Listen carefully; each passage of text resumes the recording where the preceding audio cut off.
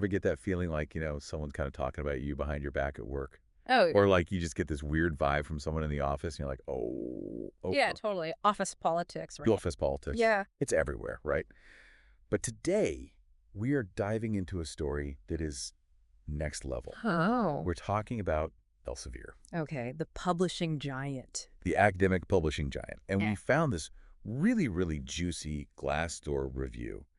And it is not your average, oh, the benefits were bad or my boss was kind of mean. What is it? This one involves accusations of like a senior manager going on strike, and even whispers of potential legal action. Wow. Okay, so we're talking serious drama here. This is serious drama.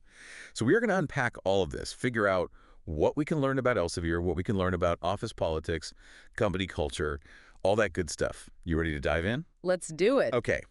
So our story starts with this Glassdoor review. And at first, it actually seems pretty positive. Really? The reviewers talking about how they had a really great team, the work was interesting. Okay. Seemed like a pretty manageable workload. Not bad, right? That's a good start. Those are all really important factors in job satisfaction, Right. A supportive team, work that you actually find engaging, feeling like you can actually have a life outside work. It makes a huge difference. Yeah. And sometimes we kind of forget about the basics. Like those things seem so simple, but they're actually so crucial. They really are. Okay. So that's the good. Uh, But then here comes the drama. yeah. The reviewer starts talking about some pretty serious issues. Like what? Like they said that they were without a laptop for weeks. Weeks. Weeks. How do you even do your job? Right. And not only that, but they were complaining about low pay, which, this is Elsevier. They're a huge company. Yeah, they're a major player in the publishing industry. You'd think they'd be able to offer competitive salaries. Exactly.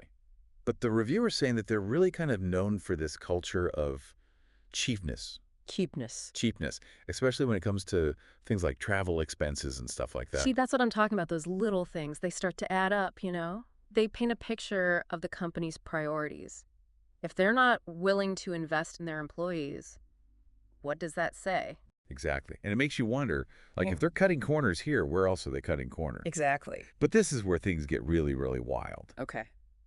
The reviewer starts describing this incident with their senior manager. Yeah.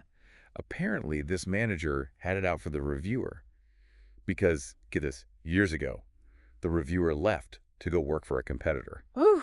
Right. Holding a grudge. Years later, this manager still had a grudge. Wow. And so when it came time to work together on a project, Oh. this manager basically refused to cooperate. What? Are you serious? Completely shut down, Right. refused to participate.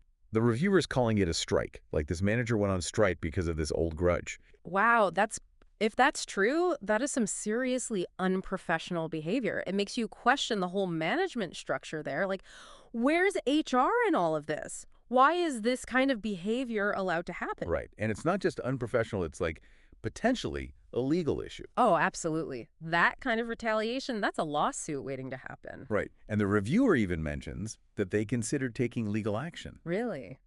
but ultimately decided against it because Mhm. they hadn't been at the company long enough to, I guess, have a case. Wow. I know. So Elsevier actually responded to this review publicly. It did. Yeah, which is kind of rare, to be honest. Companies often just try to sweep this stuff under the rug. Yeah. But Elsevier, they came back and said, we take these matters very seriously, blah, blah, blah, the whole corporate spiel. Sure, the whole we're committed to creating a positive work environment.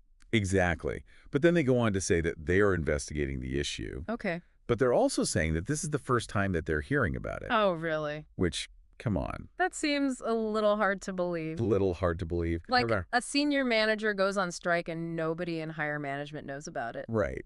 So it just feels a little bit like they're trying to protect themselves. Yeah, it definitely raises some red flags. It makes you think about how much they're actually prioritizing employee well-being versus just protecting their image. Exactly.